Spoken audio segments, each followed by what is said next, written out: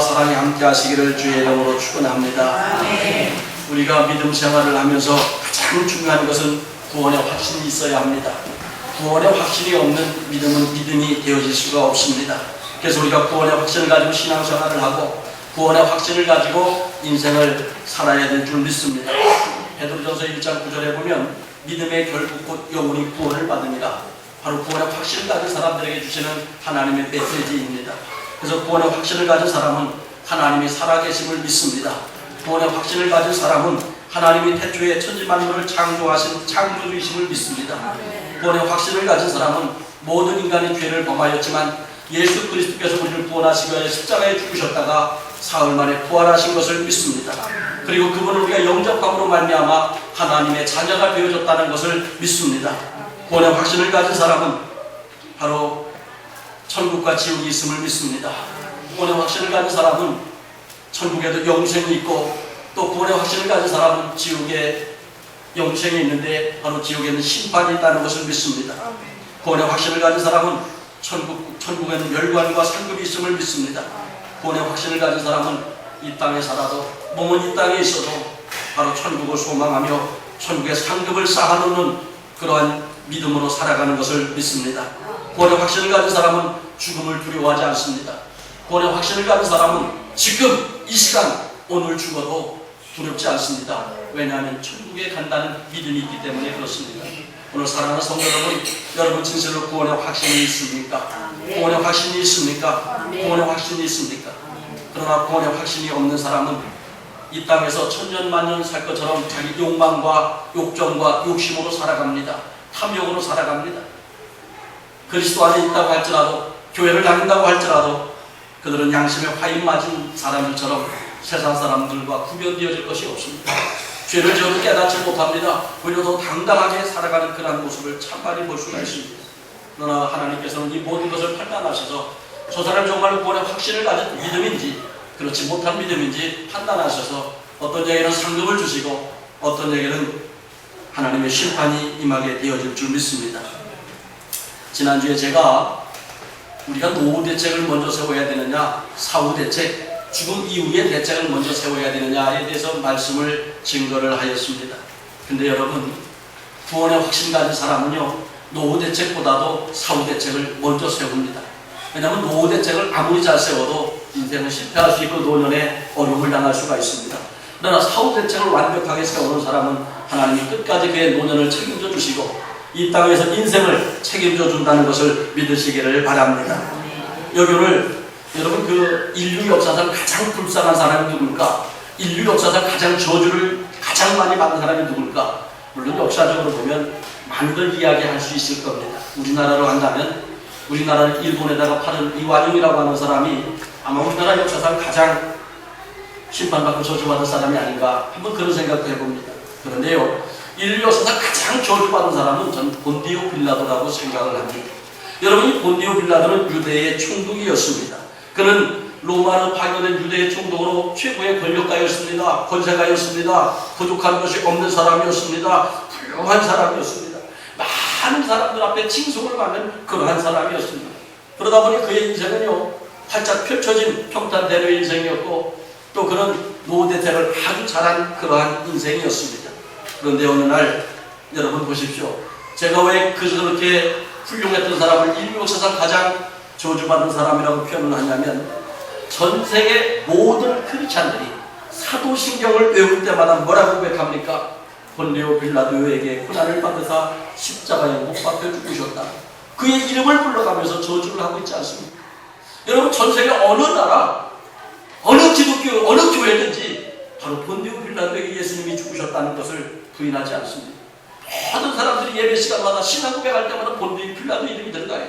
여러분 그 이름이 축복되어져서 불려지는 이름입니까? 아니면 저주 가운데 불려지는 이름입니까? 매주일마다 예배 시간마다 그의 이름이 영광스럽지 못하게 불려지는 이 사람 자기는 노후 대책 잘했다고 큰 소리 쳤을 겁니다. 많은 사람 앞에 인정받았다고 큰 소리 쳤을 겁니다. 근데 여러분 사후 대책을 못한 거예요. 죽음 이후의 대책을 못한 거예요. 2000년 전에 그가 해갔던 그 죄로 인하여 지금까지도 그의 이름이 얼마나 영광스럽지 못하게 저주의 이름으로 불려지고 있습니까? 그리고 가룟유다, 예수님을 배신했던 가룟유다는 매주일마다 예배 시간마다 그 이름이 불려지고 있지는 않습니다. 근데 이 사람은 매주일마다 불려지고 있어요. 예배 시간 때마다 불려지고 신앙 고백할 때마다 불려지고 있어요. 그러니까 인류 역사상 가장 저주받은 사람이다. 저는 그렇게 이야기를 하는 것입니다. 그럼 왜 이 사람이 이렇게 저주받은 사람이 되어졌느냐? 예수님을 십자가에 못 박혀 죽이기 위하여 본디오 빌라도에게 끌고 왔습니다. 그래서 본디오 빌라도가 3번이나 예수님을 신문을 하였습니다. 그럴 때 이 본디오 빌라도가 예수님한테 그렇게 이야기를 해요. 요한복음 19장 10절에 보면 빌라도가 이르되 내게 말하지 아니하였느냐? 내가 너를 놓을 권한도 있고 십자가에 못 박을 권한도 있는 줄을 알지 못하느냐? 이렇게 이야기했어요. 그러니까 솔직히 이야기해라. 내가 너를 풀어줄 수도 있고 내가 너를 십자가에 못 박을 수 있는 권한도 내게 있다. 그렇게 이야기를 했습니다. 그랬더니요 19장 11절에 보면 예수께서 대답하시되 의에서 주시지 아니했다면 나를 해할 권한이 없었으리니 그러므로 나를 넘겨준 자의 죄는 더 크니라 하시니라. 무슨 얘기냐면 나를 넘겨주고 십자가 못 박게 한 네 지가 더 클 거다. 그렇게 예수님이 얘기했어요. 그럼 여러분 보세요. 이 본디오 빌라도는 예수님으로부터 내가 예수를 유대인들에게 넘겨주고 십자가에 못 박혀 죽게 하면 죄가 더 크다는 것을 지금 예수님 앞에 들었습니다. 근데 그 말을 믿었어요? 안 믿었어요? 안 믿었습니다. 그리고 그러한 사실을 들었기 때문에 알고 있었습니다. 알면서도 불구하고 이 사람은 예수님을 넘겨주어 십자가에 못 박게 하였다는 이야기입니다. 그러니까 알면서 범하는 죄가 여러분 더 큰 죄예요. 알면서 범하는 죄, 들어서 믿지 않고 범하는 죄, 이게 여러분 더 큰 죄를 지었기 때문에 이 사람이 상징물처럼 신앙 고백 속에 저주스러운 이름으로 그의 이름이 불려지는 것을 알 수가 있습니다. 그런데 여러분 보십시오. 인간적으로 보면 사실 이 본디오 빌라도는 예수님을 3번이나 신문을 하면서 아무런 죄도 찾지 못하였습니다. 그래서 예수님을 풀어주려고 이야기를 했습니다. 그때 많은 사람들이 본디오 빌라도에게 네가 예수를 풀어주면 너는 가이사의 중심이 아니다, 너는 반역자다 외치기 시작을 했습니다. 그랬더니 본디오 빌라도는 사람들에게 인정받고 싶어서 그냥 그의 인생과 그의 말년에 그의 노후에 편안하게 살고 싶어서 예수님을 넘겨준 겁니다. 그럼 여러분 보십시오. 노후 대책을 확실히 했지 않습니까? 근데 죽음 이후에 사후 대책은 어떻게 됐습니까? 2000년 동안 그의 이름이 어떻게 불려지고 있습니까? 사후 대책 못하는 거예요. 만약에 그때 이 본디오 빌라도가 예수님을 넘겨주지 않았더라면 아마 죽음 이후에 대책을 확실하게 했을 겁니다. 그의 이름이 이렇게 저주스러운 이름으로 불려지지 않냐고 아마 성경에는 아마 영광스러운 이름으로 그의 이름이 기록 띄어졌을지도 모르겠습니다. 여러분 이것처럼 우리 인생에서 우선순위가 있는데 노후 대책이 먼저가 아니라 사후 대책, 죽음 이후에 영생에 대해서 먼저 생각을 해보고 우리 인생을 살아야 된다는 이야기입니다. 여기는 성경 본문에 보면 엘리 제사장이 나옵니다. 엘리는 이스라엘 민족을 다스리는 대제사장이었습니다. 하나밖에 없는 대제사장이었습니다. 근데 저는 이 성경을 읽을 때마다 엘리가 얼마나 안타까운지 몰라요. 그 엘리는 대제사장으로서 이스라엘 민족을 종교적으로 영적으로 이끌어야 될 그러한 사람이었지만 그는 노후 대책만 생각했던 사람이에요. 죽음 이후에 그 영생 대책을 세우지 못하여 하나님 앞에 심판받고 멸망받은 사람이 엘리라고 하는 사람입니다. 여러분 이 모습이 오늘 우리들의 모습이기도 합니다.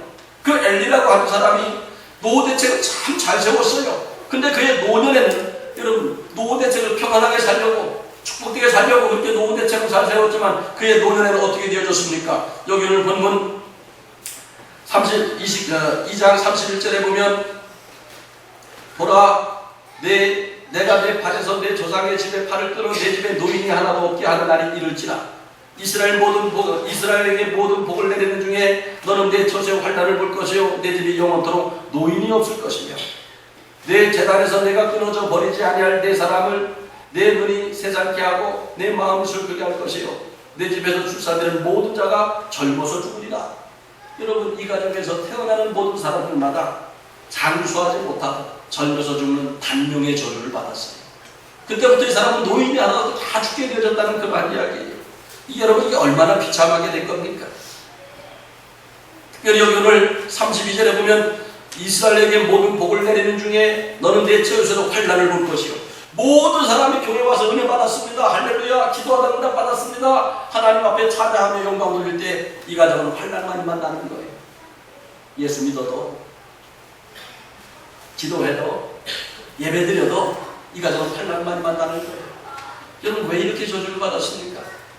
바로 영생에 대해서 죽음 이후의 생각을 하지 않고 살아왔기 때문에 그렇습니다. 특별히 35절에 보면 내가 나를 위하여 충실한 제사장을 일으키리니 그 사람은 내 마음 내 뜻대로 행할 것이라. 내가 그를 위하여 견고한 집을 세우리니 그가 나의 기름 부음을 받은 자 앞에서 영구히 행하리라.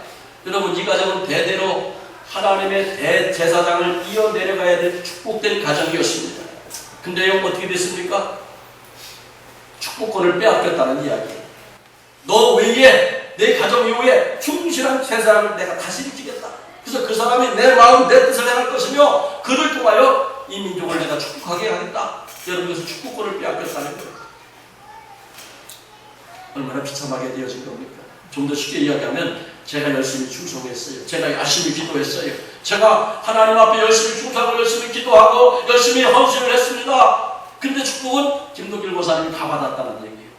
화납니까? 안 납니까? 아니 내가 하나님 말씀에 순종하고 내가 하나님 앞에 충성하고 내가 하나님 앞에 부르짖어 기도했다면 그 응답은 내가 받아야 돼. 그 축복은 내가 받아야 되는데 다른 사람이 다 받는다는 거예요. 왜? 축복권을 빼앗긴 사람들의 모습이에요. 축복권을 빼앗긴 사람들의 모습이에요. 그러면서 하나님께서 이 36절에 보면 그 대제사장은 계속해서 그의 가문이 이어져 내려오는 것이 하나님의 뜻이고 하나님의 법이었기 때문에 36절에 보면 그리고 내 집에 남은 사람이 각기 와서 은 한 조각과 떡 한 덩이를 위하여 그에게 엎드려 이르되 청하노니 내게 제사장의 직분 하나를 맡겨 내게 떡 조각을 먹게 하소서 하리라. 무슨 얘기냐면 그래도 대제사장의 조건은 이어가야 되기 때문에 너의 후손 가운데 대제사장 한 사람을 세워놓을 것이다. 이것을 이야기하고 그의 가문을 완전히 멸망을 시키셨어요. 여러분 이유가 어디 있습니까? 이유는 여러분 바로 성대책을 못했습니다. 근데 이 신앙생활에 실패하면 이렇게 하나님께서 심판하실 수 있다는 것도 우리가 경고로 받아들여야 합니다. 그럼 이 사람은 무엇을 실패했느냐? 자, 첫 번째 여기로 성경 말씀을 봅니다. 사무엘상 2장 17절을 보세요. 2장 17절 다 같이 한번 읽습니다. 시작. 이 소년들의 죄가 여호와 앞에 심히 금은 그들이 여호와의 제사를 멸시함이었더라. 여러분 여호와의 제사를 멸시했습니다. 제사를 멸시했다는 얘기는 하나님 앞에 온전한 예배를 드리지 않았다는 얘기예요. 예배에 실패를 했다고 하는 그러한 이야기입니다. 여러분 이 엘리 제사장의 아들은 홈리와 비나와서 제사장이었습니다. 오늘날 이야기하면은요, 자 이렇게 쉽게 얘기합시다. 제가 목사예요. 그런데 제가 두 아들이 있는데 하나 둘 다 그냥 장로라고 생각을 해봅시다. 근데 장로임에도 불구하고 하나님 앞에 온전한 예배를 드리지 않는 거예요. 그리고 예배를 무시하는 거예요. 예배를 멸시하는 거예요. 그런데도 이 엘리는 어떻게 합니까? 그 아들들을 권면하지 않습니다. 온전한 예배를 드리도록 그렇게 인도하지 않습니다. 그냥 내버려 두는 거예요. 책망하지 않습니다. 야단치지 않습니다. 왜? 가정의 평안을 위해서.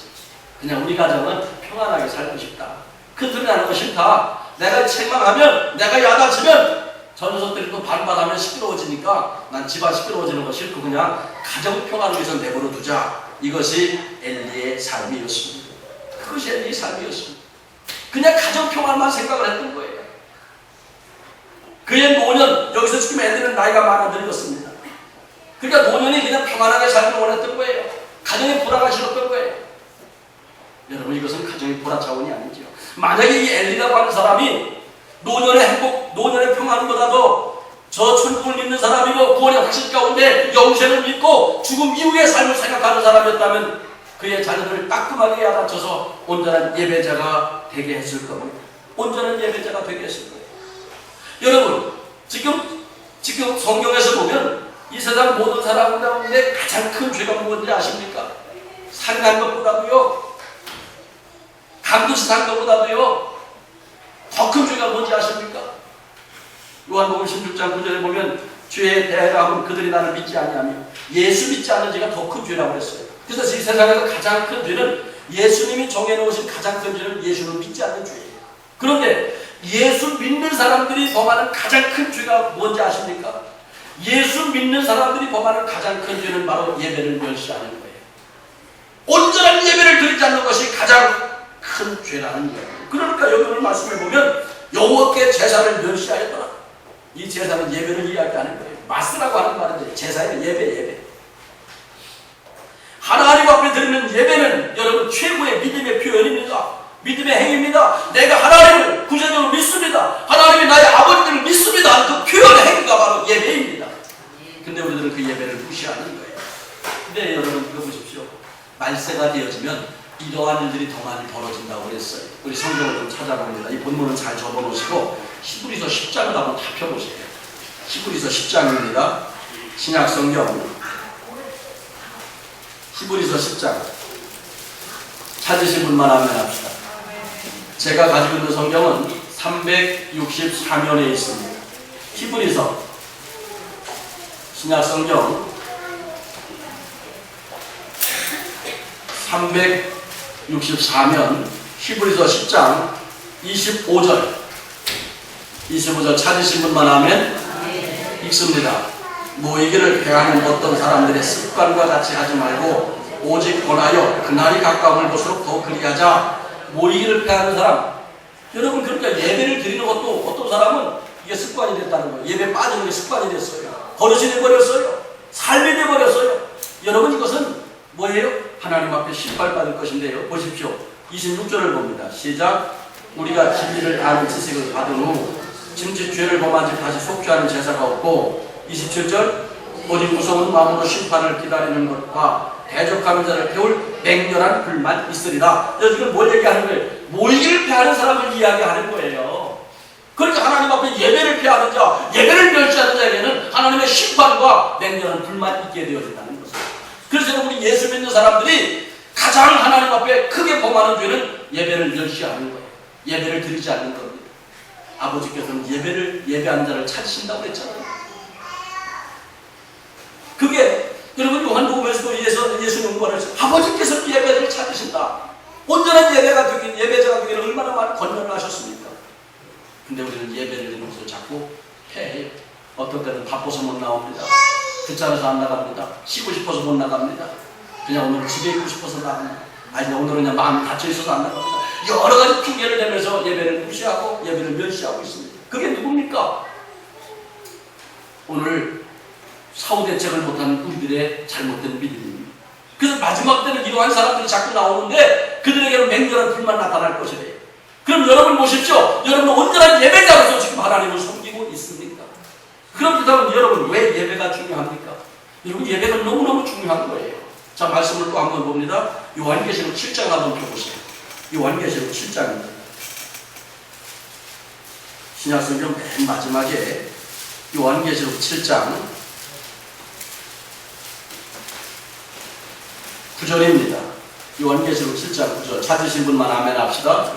시작. 이일 후에 내가 보니 각 나라와 족속과 백성과 방언에서 아무도 능히 셀 수 없는 큰 무리가 나와 흰 옷을 입고 손에 종려와 가지를 들고 보좌 앞과 어린 양 앞에 서서 큰 소리로 외쳐 이르되 구원하심이 보좌에 앉으신 우리 하나님과 어린 양이 있도다 하니. 자, 이건 뭐 얘기합니까? 그러니까 각 나라와 족속과 백성들이 구원받아서 천국에 가서 하나님을 찬양하는 것을 이야기하는 거예요. 그러니까 여러분 구원받은 백성들이 하나님을 찬양하면서 예배드리는 광경을 이야기하는 겁니다.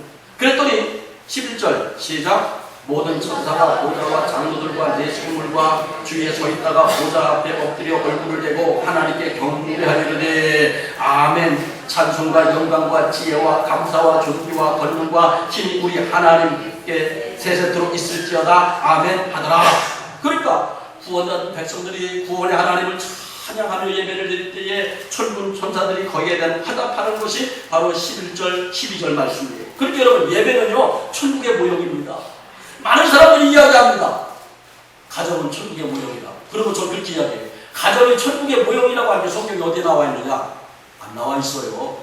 그냥 가정은 천국처럼 행복해야 된다는 것을 표현하기 위한 뿐이지. 그러나 여러분 예배는요 천국의 모형입니다. 보십시오. 기술을 배우는 사람은요 그 열심히 배워야 훈련공이 되어질 수가 있어요. 군대에서 군인들은요 훈련을 열심히 받아야 전쟁터에서 승리할 수가 있습니다. 우리가 이렇게 예배드리는 건 아무것도 아닌 것 같지만 이 시간 성령이 역사하는 시간이고 하나님이 하감하셔서 우리와 대면하는 시간이지만 천국에서 예배드릴 것을 훈련받는 시간이에요. 영적 훈련의 시간이에요. 그게 예배 시간입니다. 우리 천국 가서도 영원토록 하나님 앞에 예배드릴 자리란 말이에요. 그러니까 이 땅에서 온전한 예배를 드린 사람들은 저 천국에서 즐거움과 기쁨과 감사함으로 하나님을 찬양하며 예배를 드릴 수 있지만 이 땅에서 예배 훈련되지 않은 사람은 천국에서도 여러분 영원토록 그렇게 살 수밖에 없는 거예요. 얼마나 비참한 겁니까? 그래서 예배가 중요한 거예요. 근데 우리들은 이 예배를 멸시합니다. 바빠서 못 나가요. 피곤해서 못 나가요. 은혜가 안 돼서 못 나가요. 여러분, 예배는요 그런 차원이 아니에요. 제가 지난주에 이스라엘 땅에 있는 그리심산과 에발산에 대해서 말씀을 드렸어요. 여러분, 그 가나안 땅에 있는 그리심산이 있습니다. 이 그리심산은 축복의 땅입니다. 그건 천국과 같은 곳이에요. 근데 그 옆에는 에발산이 서로 마주보고 있어요. 그래서 모세 시대 때부터 그 땅에 들어가면 그리심산과 에발산이 있다. 근데 축복에 그리심산 다 들어가라. 백성들은 에발산 들어가지 말라. 그렇게 많이 강조하고 또 설교를 했습니다. 하여간 기회 못이 받기도록 그리심산으로 들어가고 에발산으로 들어가지 말라고 설교를 했습니다. 근데 백성들이 가나안 땅에 딱 들어가자마자 그리심산으로 절반 들어갔는데 절반은 에발산으로 들어갔어요. 여러분, 오늘날도요 목사가 귀에 못이 받기도록 예배의 성공자가 되시기 바랍니다. 예배 빠지지 마시기 바랍니다. 아무리 외쳐도요 빠지는 사람이 더 많아요. 주일날 오전 예배를 이제 드려도 오후 예배는 다들 집에 가시기 바빠요. 귀에 못이 받기도록 이야기를 해도 이게 순종이 안 돼요. 그래서 이 에발산은 저주에 산다. 그 땅에 들어가면 안 된다. 그 땅에 들어가면 안 된다. 그렇게 모세 시대 때부터 수십 년 동안 설교하고 또 설교를 했지만 에발산으로 들어갔습니다. 그때 여호수아는 어떻게 했습니까? 그 저주의 산 에발산에다가 하나님의 단을 쌓으라고 그랬습니다. 그리심산은 단을 쌓을 필요가 없다는 거예요. 왜? 거기는 하나님의 영광이 나타난 곳이기 때문에 늘 예배와 경배와 찬양으로 사는 그 땅이기 때문에 단을 쌓을 필요가 없다는 거예요. 그 저주의 땅 에발산에다가 단을 쌓으라고 했어요. 왜냐하면 이 저주의 에발산에 단을 쌓는 것은 믿음의 백성들이 순간의 잘못과 순간의 실수 때문에 하나님의 저주를 받으면 안 되지 않습니까?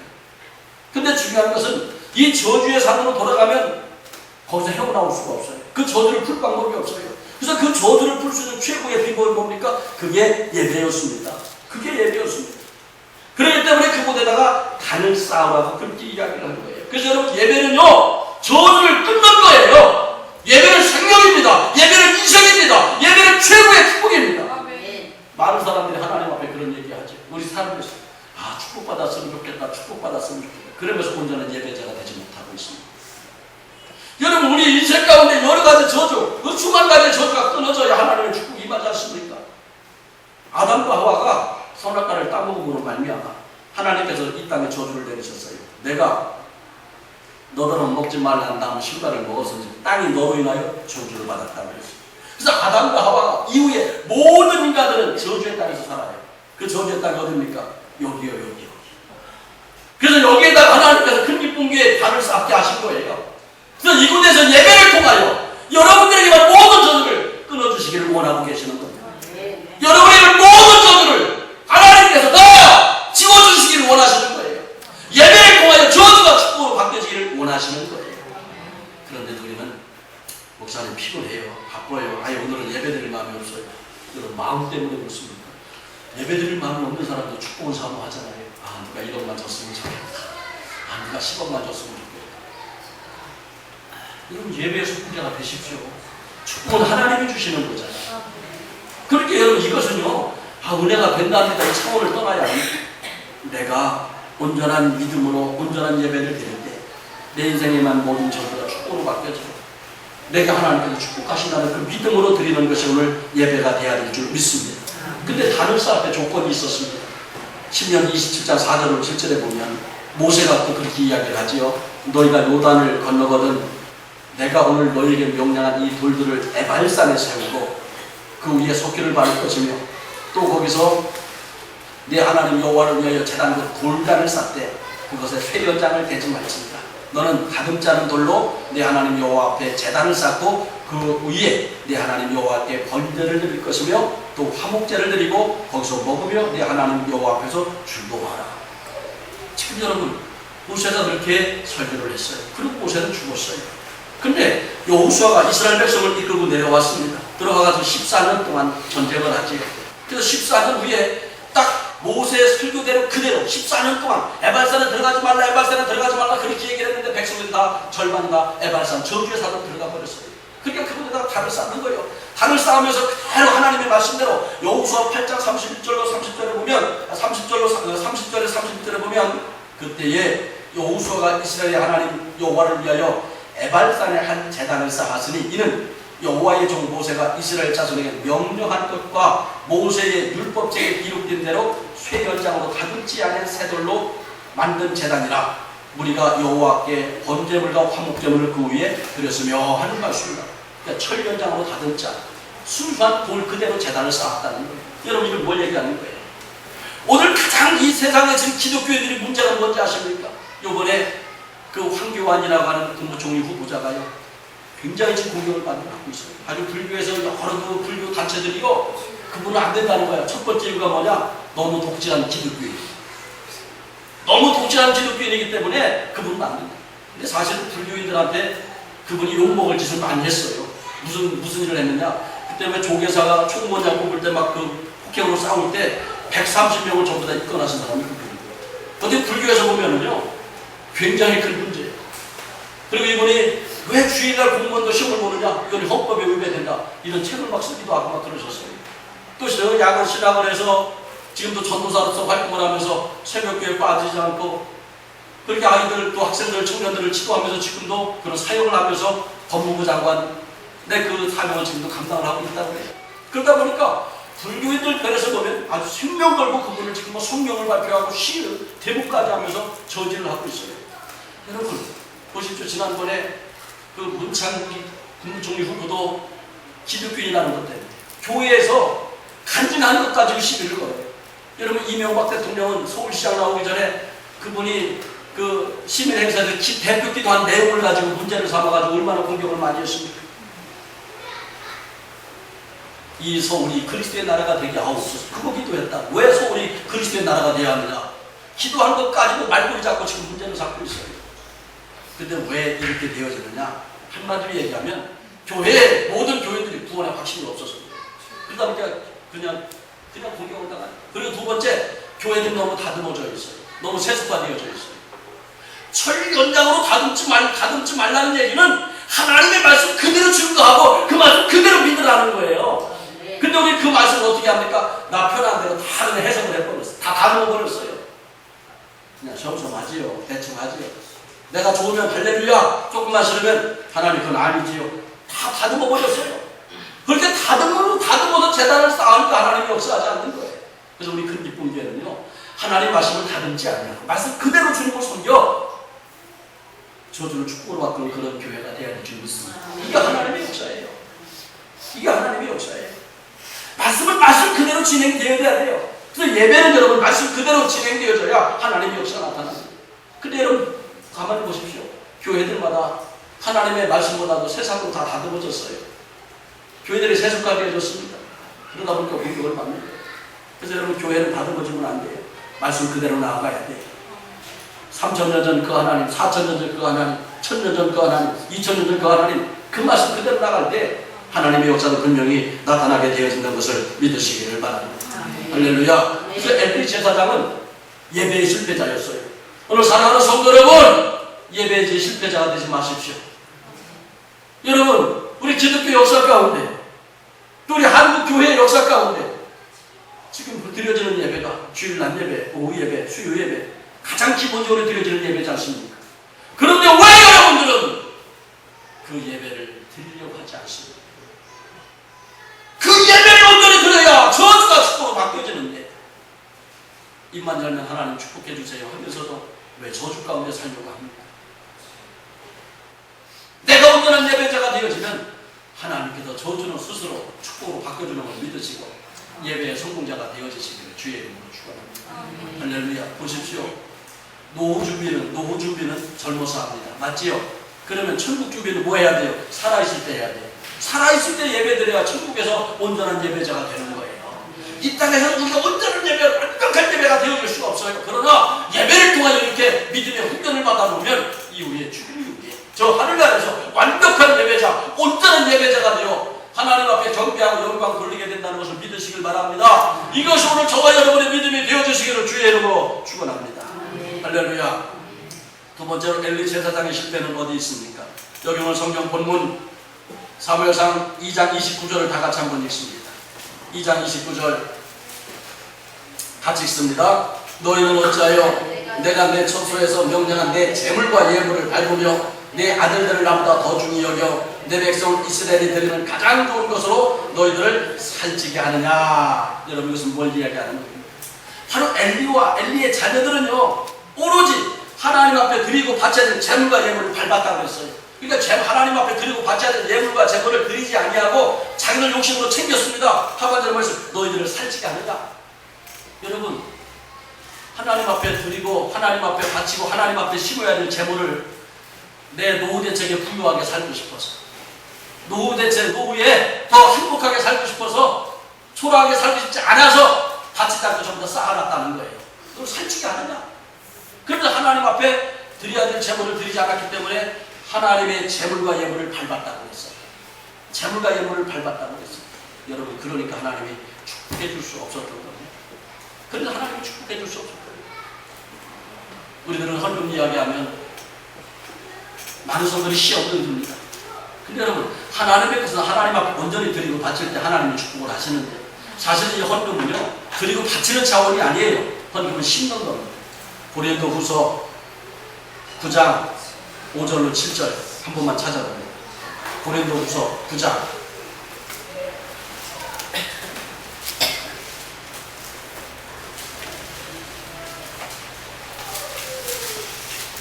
제가 가지고 있는 성경은 295면에 있습니다. 신약성경 295면 고린도 후서 9장 5절 시작. 그러므로 내가 이 형제들을 먼저 너희에게 가서 너희가 전에 약속한 연고가 미리 준비하도록 권면하는 것이 필요한 줄 생각하였노니 이렇게 준비하여 참 연고답고 억지가 아니니라. 이것이 곧 적게 심은 자는 적게 거두고 많이 심은 자는 많이 거둔다 하는 말이로다. 각각 그 마음이 정한 대로 할 것이요 인색함으로나 억지로 하지 말지니 하나님은 즐겨내는 자를 사랑하시느니라. 여러분 연고에 대한 이야기예요. 하나님 앞에 연물을 드릴 때는 즐겁게 드릴 때 하나님께서 그를 사랑해 주시고, 근데 하나님 앞에 연물을 드리는 것은 뭐 하는 것을? 적게 심은 자는 적게 거두고 많이 심은 자는 많이 거둔다. 심는 것이라는 거예요. 천국에 심는 거예요. 천국에 심어놓으니까 내가 살아있을 때 이 땅에서 축복으로 거둬들이는 열매가 되어지고, 내가 심어놓으니까 천국에서는 상급과 멸관을 거둬들이게 되는 것을 믿으시기를 바랍니다. 이것이 성경의 역사예요. 그래서 예수님도 뭐라고 했습니까? 오직 너희의 보물을 하늘에 쌓아두라고 했습니다. 너의 보물이 있는 곳에 네 마음도 있느니라. 바로 이것이 사후대책, 죽음 이후에 영생대책을 세운 사람들의 인생인 것을 믿으시기를 바랍니다. 여러분, 가룟유다, 우리 예수님의 배신자라고 이야기하죠. 그럼 가룟유다가 왜 배신했느냐? 그 이유가 정확하게 나와 있습니다. 자, 마태복음 26장 15절 어느 분 한번 찾아서 크게 읽어보세요. 가룟유다가 예수님을 배신한 이유가 있습니다. 마태복음 26장 15절 시작. 마태복음 26장 15절 시작. 다시요. 시작. 내가 예수를 너에게 넘겨주니 얼마나 주라. 예, 여기서 보니까 내가 예수를 너한테 넘겨줄 거니까 나한테 얼마 줄래? 여러분 예수를 넘겨주는데 흥정하고 있어. 흥정 맞지요? 저 모란지상에서 흥정하는 것처럼 흥정하고 있습니다. 그래서 뭐라고 했어요? 그랬더니 뭐라고 했어요? 그들이 은 30을 주었습니다. 우리 한 절만 더 찾아보세요. 사도행전 1장 18절을 봅니다. 사도행전 1장 18절.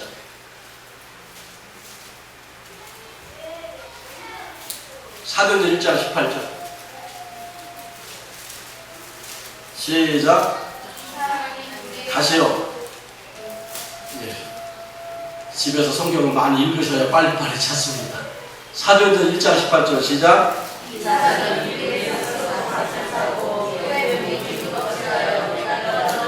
여러분 이 사람은 누굽니까? 가룟유다예요. 가룟유다가 불의의 삭수로 밭을 샀다고 그랬어요. 그러니까 여러분 바로 그겁니다.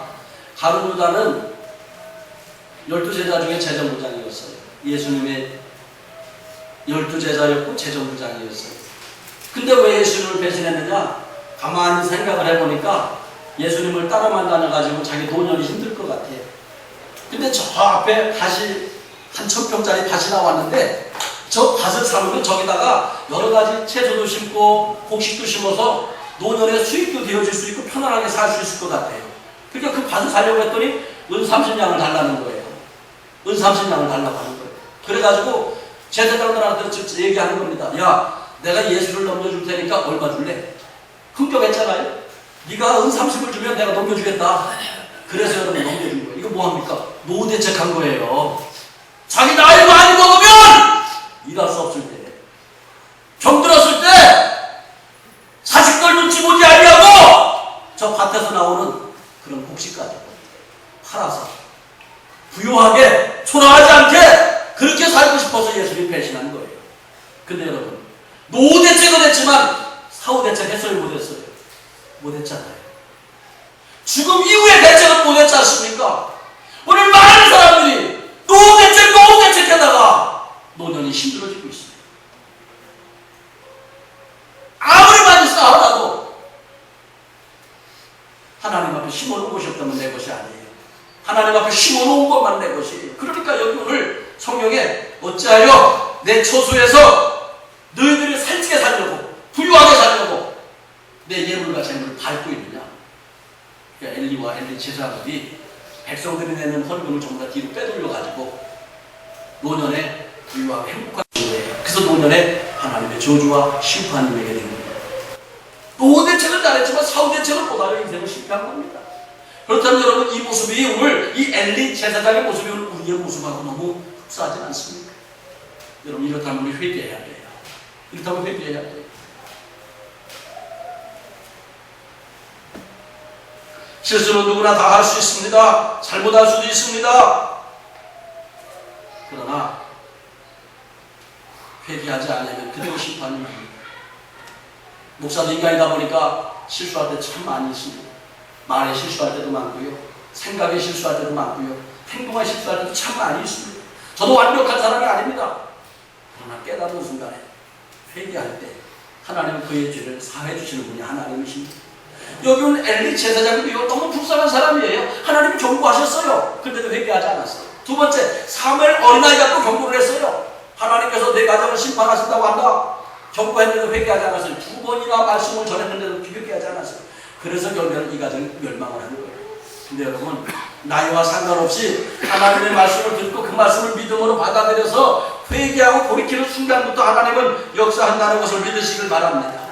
에스겔서 18장 21절에 보면 악인이 만일 그가 행한 모든 죄에서 돌이켰더라 내 모든 율례를 지키고 정의와 공의를 행하면 반드시 살고 죽지 아니할 것이라 그 범죄한 것도 하나도 기억하며 되지 아니하리니 그가 행한 공의로 살리라.